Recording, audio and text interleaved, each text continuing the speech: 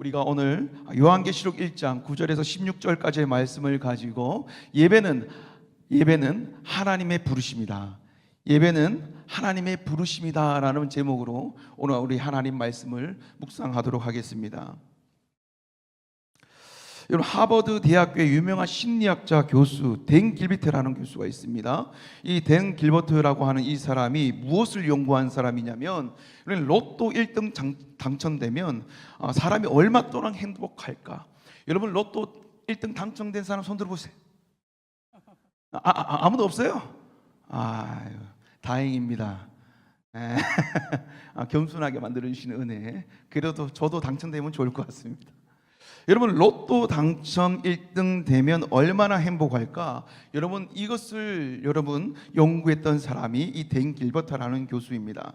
그래서 로또 1등 당첨된 이 사람만 찾아다니면서 당신 지금 행복하세요? 또 며칠 지나고 또 찾아가요. 당신 지금 어떠세요? 지금 행복하세요? 좋으세요? 계속 따라다니면서 물어봅니다. 그런데 평균적으로 로또 1등 당첨된 그 사람이 이 행복 지속 시간은요 얼마였을까요? 불과 3개월이 되지 못했다라는 겁니다. 여러분, 이 3달이 지나고 나면 똑같이 이전으로 돌아가서 행복하고 불행하고 행복한 이 삶을 반복하며 살아갔다는 겁니다. 그래서 일확천금이 생기더라도 지속적인 이 행복은 느끼지 못한다. 오늘 그의 연구 결과가 나왔다는 사실입니다. 그래서 이것만 그렇겠지라고 생각해서 대상을 바꿨답니다. 출세, 학업, 좋은 차, 좋은 선물 이런 것들로 대상을 좀 달리 했습니다. 그래서 로또 1등이 아니라 출세, 좋은 직장에 들어가는 거, 그리고 학업, 좋은 대학, 명문 대학에 합격하는 거, 그리고 좋은 차를 가지게 되면 이 행복이 이어지는 이 지속 기간이 얼마큼 될까 다시 연구하기 시작했습니다. 근데 여러분, 로또보다 길었을까요? 짧았을까요? 퀴즈. 길었을까요? 짧았을까요? 눈빛으로 말하면 다 알지요. 짧았다고 얘기하는 것 같아요. 그죠? 여러분, 거의 동일합니다. 3개월이랍니다. 3개월 동안 새 차를 사면 계속 새 차 누가 차 끌거나 안 끌거나 보고 막. 제가 그랬거든요. 중고차를 사도 누가 내 차 끌거나 안 끌거나.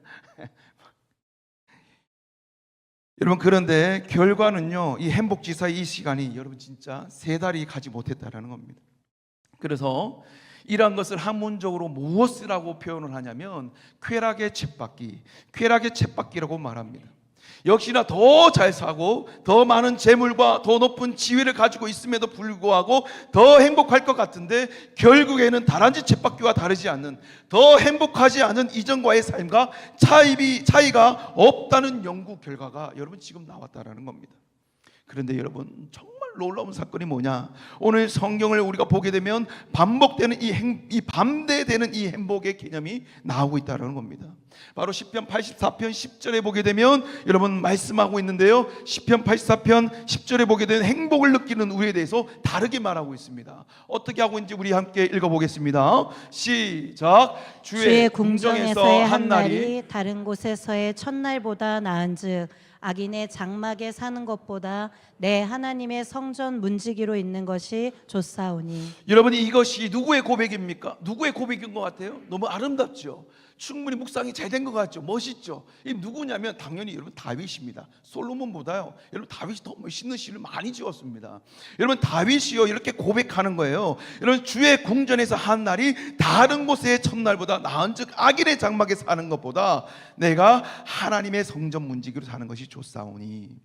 여러분, 다윗이 여러분 어떤 사람입니까? 여러분, 다윗이 여러분 가난한 사람이었습니까? 다윗이 못 사는 사람이에요? 못 가진 사람입니까? 뭔가 부족한 사람입니까? 여러분, 아니지요. 완전 정반대지요. 최고의 통치권자, 왕이었습니다. 왕. 그런데 지금 뭐라고 이야기합니까? 주의 궁전에서 한 날이 세상의 첫날보다 낫고 차라리 성전 문지기로 사는 것이 나는 더 낫다.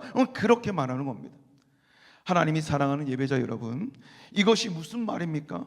예배의 이 한 번의 이 간격이 이 세상의 그 어떤 행복보다 제게는요 정말 더 행복하고 좋습니다. 이렇게 고백하고 있다는 사실입니다. 여러분 오늘 성경에서 말하고 있는 이 행복은요, 여러분 우리가 느끼는 이 세상에서 느끼는 딱 3달 정도에 되는 이 행복, 행복했다 불행했다 왔다 갔다 하는 그런 행복이 아니라, 여러분 쾌락의 쳇바퀴와 같은 이런 행복이 아니라 예배 가운데 다윗이 경험했던 그런 행복 가운데 살아가라고, 그런 행복 가운데 살아가라고 오늘 성경 우리에게 알려주고 있다는 사실입니다.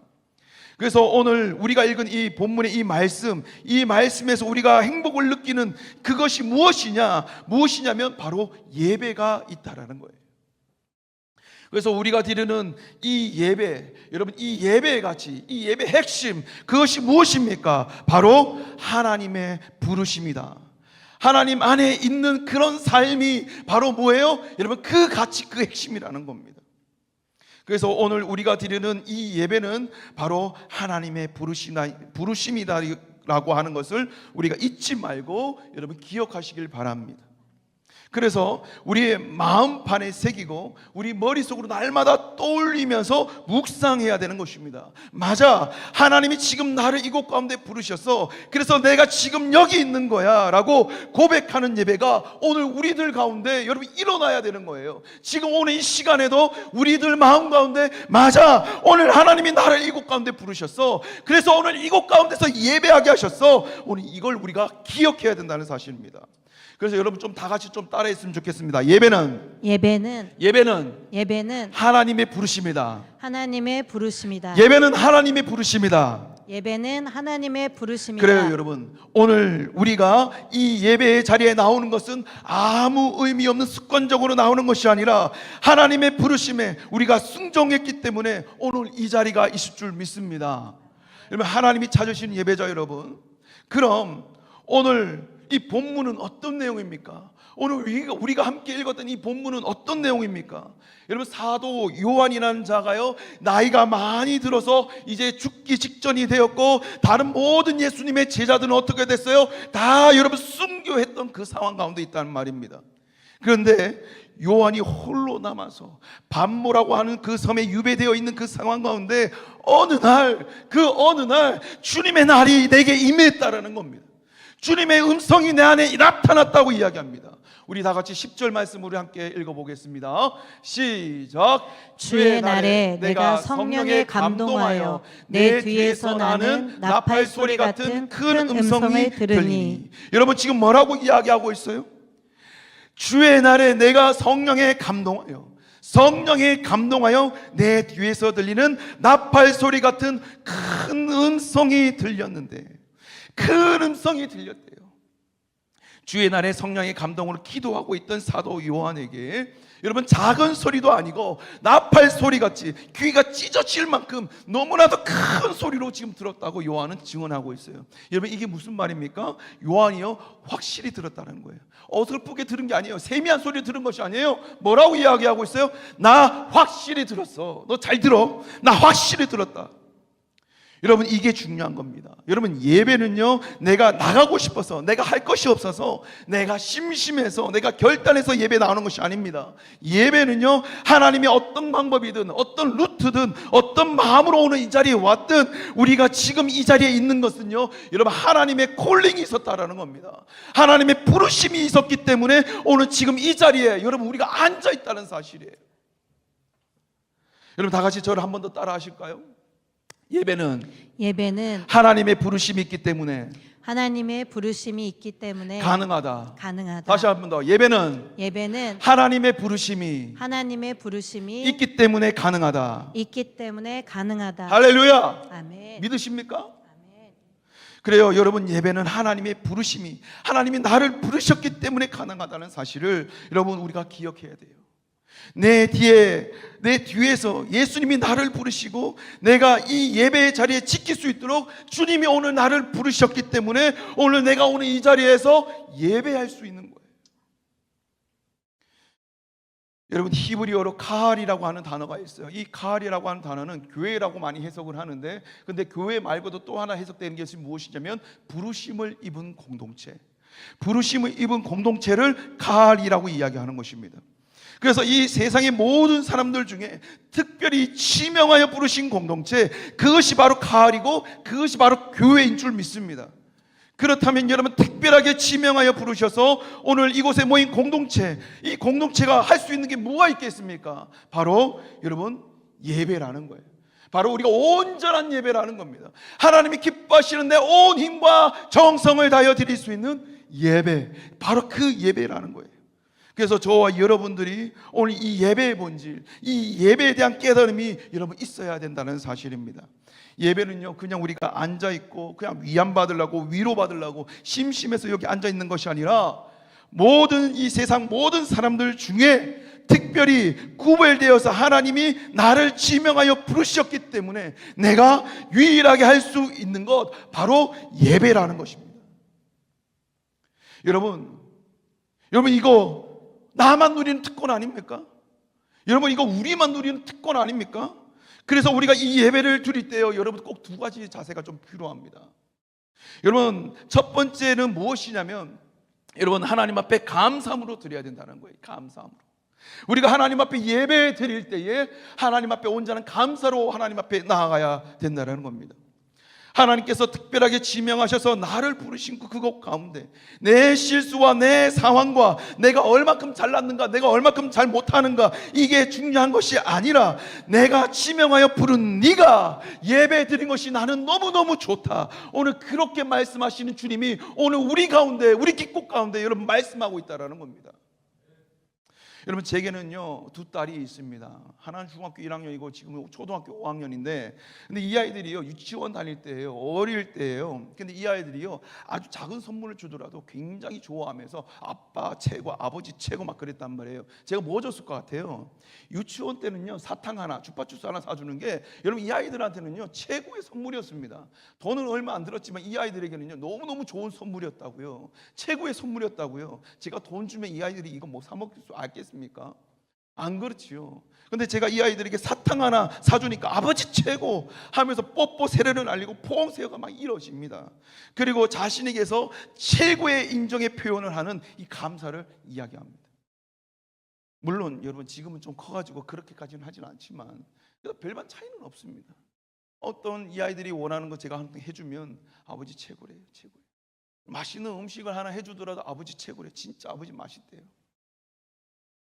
이처럼 우리가 여러분 드리는 이 예배도 하나님께 늘 감사하며 드려지는 예배가 여러분 되어야 된다는 사실입니다. 그래서 여러분 스바냐 3장 17절에서 하나님이 우리의 이 예배를 어떻게 받으시는지, 어떻게 표현하시는지 한번 볼까요? 스바냐 3장 17절 우리 다 같이 함께 읽어보겠습니다. 시작. 너의 하나님 여호와가 너희 가운데 계시니 그는 구원을 베푸실 전능자이시라. 그가 너로 말미암아 기쁨을 이기지 못하시며 너를 잠잠히 사랑하시며 너로 말미암아 즐거이 부르며 기뻐하시리라 하리라. 아멘. 여러분 하나님이 사랑하시는 여러분 말씀에서 오늘 뭐라고 이야기하고 있어요? 스바냐에서 지금 뭐라고 이야기하고 있어요? 내가 드리는 이 예배를 보고 하나님이 기쁨조차도 이기지 못할 만큼 좋아하신다, 사랑하신다고 지금 말하고 있어요. 하나님이 행복해 하신다라고 지금 말씀하고 있는 거예요. 여러분 무엇을 보면서요? 무엇을 보면서 하나님이 이렇게 즐거이 부르면 기뻐하신단 말입니까? 여러분 나를 보고, 주님이 나를 보고 나의 이 예배를 통하여서 하나님이 기뻐하신다, 그렇게 말씀하시는 거예요.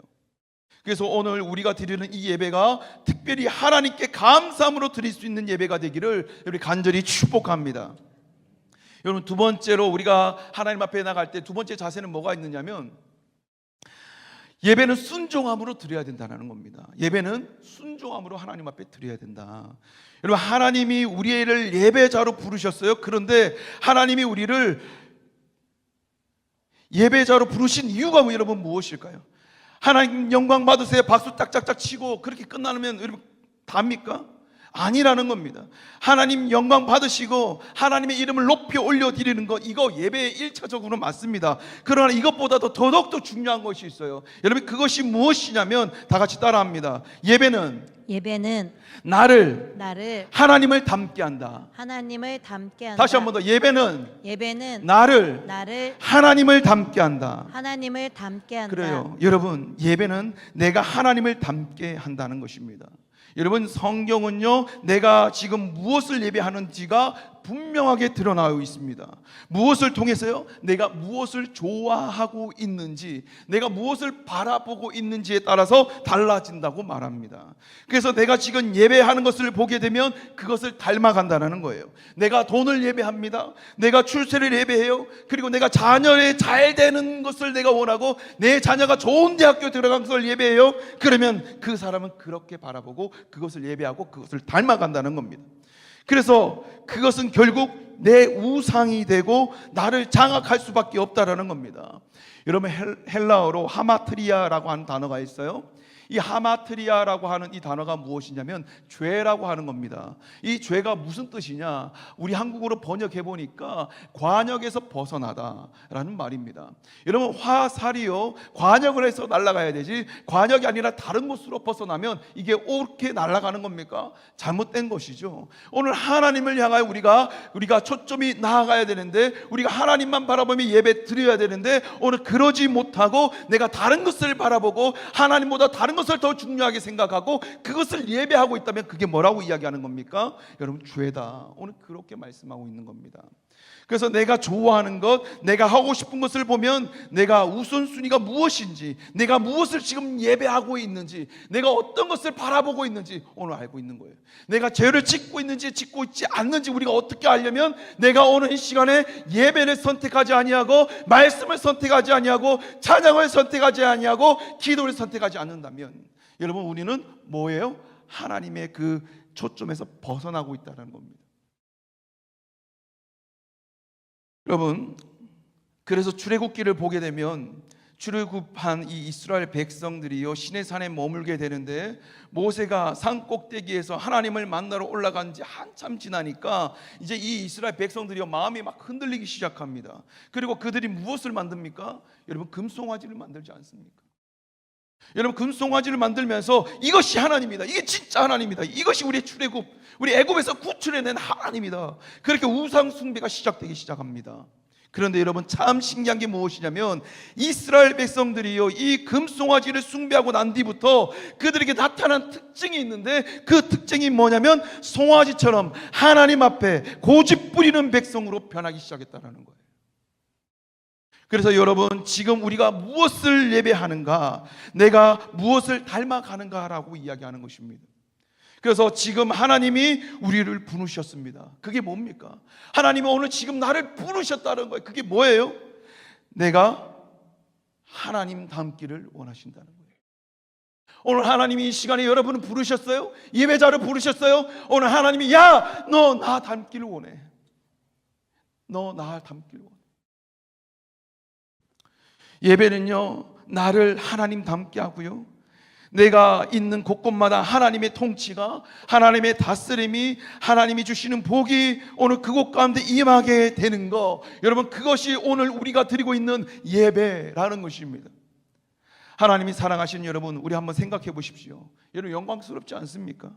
여러분, 우리만의 특권 아니겠습니까? 나를 바꿀 수 있는 능력이 내게는 없습니다. 여러분, 하물며 우리가 이런 말을 하지 않습니까? 사람은 고쳐서 쓰는 거 아니야, 이런 말까지 나올 정도로, 여러분, 사람은 바뀌지 않습니다. 우리 그렇게 말하지 않습니까? 그러니까 나는 나를 바꿀 수 있는 능력이 없다라는 것 아니겠습니까? 그러나 예배 가운데 내가 하나님을 닮게 되면, 내가 과거에도 그랬고 현재도 그래야 되는데, 예수님 닮아서 내가 현재가 바뀌니까 내 미래도 바뀌게 되는 거, 여러분, 이게 무슨 능력입니까? 따라합니다. 예배 능력, 예배의 능력. 그래요, 여러분, 예배의 능력이라는 겁니다. 그래서 오늘 여러분들을 향하여서 어떤 말씀이 들릴 때마다 아멘, 제 말씀입니다 하고 믿고 받아들이는 역사가 오늘 우리들 가운데 일어나기를 간절히 축복합니다. 그런데 종종 이런 분들이 계셔요. 뭐 예배에 대해서, 회개에 대해서 뭐 말씀이 나오거나 뭐 이렇게 설교를 듣다 보면, 아, 이 설교 누가 들어야 되는데, 아, 저 집사가 들어야 되는데, 아, 저 장로, 저 권사가, 그 사람이 들어야 되는데, 여러분, 그렇게 말씀하시는데, 여러분, 그렇게 말씀하지 말고, 오늘 우리는 여러분 뭐예요? 이 말씀이 나를 위한 말씀이요, 하나님이 나를 이곳에 부르셔서 내가 오늘 이 삶을 살아감에 있어서 이 말씀이 꼭 필요한 말씀이다, 나를 위한 말씀이다, 내게 말씀하신 거다. 오늘 이렇게 고백되어지는 저와 여러분이 되기를 간절히 소망합니다. 그래서 특별히 하나님이 나를 지명하여 부르신 이곳에서 감사함으로 나아갈 수 있는 저와 여러분이 되길 간절히 소망합니다. 하나님이 닮아가는 이 훈련 가운데 여러분 순종함으로 나아가서 하나님이 기뻐하시는 예배를 드릴 수 있는 저와 여러분이 되기를 간절히 축복합니다. 오늘 말씀의 주제를 우리 함께 말씀 읽고 우리 기도하며 나가겠습니다. 우리 함께 읽어보겠습니다. 시작. 주의 날에 내가 성령에 감동하여 내 뒤에서 나는 나팔 소리 같은 큰 음성이 들리니. 할렐루야. 아멘. 하나님의 음성이 또 하나님의 음성을 들으면 그 확신으로 오늘 한 걸음 나아가길 간절히 소망합니다. 여러분 오늘 예배를 마치고 나아갈 때 내 발걸음이 주님이 주시는 힘과 능력의 발걸음을 가지고 복음의 신을 신고 나아가는 저와 여러분이 되기를 간절히 축복합니다. 할렐루야. 아멘. 할렐루야. 아멘. 오늘 이 시간 우리 하나님 앞에 기도하며 나가겠습니다. 기도합니다. 온 땅의 높임을 받으시기에 합당하신 하나님 아버지, 자격 없는 저희가 주님을 예배하기 위하여 오늘 이곳에 나왔습니다. 하나님, 주님의 신실하신 그 사랑에 의지하여 예배의 자리에 나온 모든 성도들을 그 가운데 구원의 감격이 넘쳐 흐르게 하여 주시옵소서. 그래요 주님의 임재를 경험하며 하나님의 나라를 향한 소망으로 충만하게 하여 주옵소서. 예배를 사모하는 모든 사람들이 오늘 이곳에 성령으로 충만하게 하여 주시옵소서. 그들로 주님이 주시는 기쁨과 평안이 넘치게 하여 주시고 그들의 말과 행동과 그 삶을 통하여 하나님의 향기가 전해지게 하여 주시옵소서. 모든 것 우리를 사랑하시는 예수님의 이름으로 간절히 기도드리옵나이다. 아멘.